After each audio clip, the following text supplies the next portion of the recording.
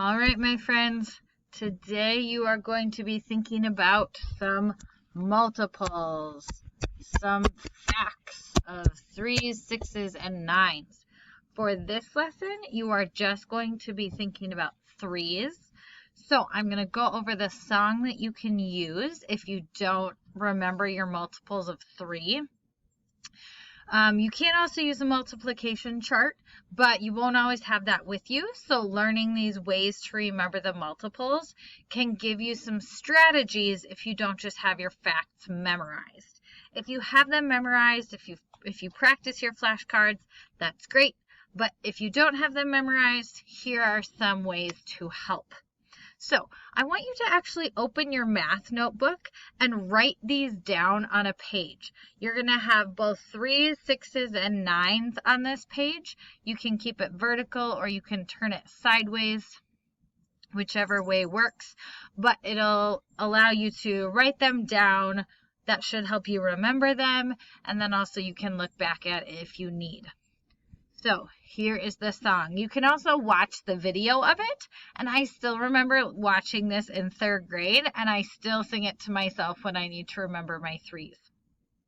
So it goes 3, 6, 9, 12, 15, 18, 21, 24, 27, 30. All right, so sing that again as many times as you need to. 3, 6, 9, 12, 15, 18, 21, 24, 27, 30. You can see me, I'm doing a little dance because music helps remember things. How many songs can you remember the words to? So it can help you remember other subjects as well. So that's, take a look at that video. Your assignment today is some practicing with 3s.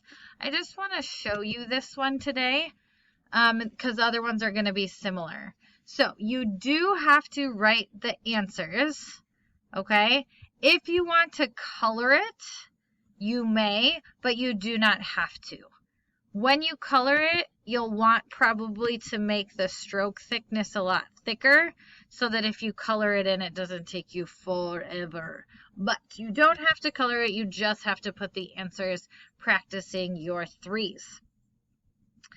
So take a look at this video and good luck.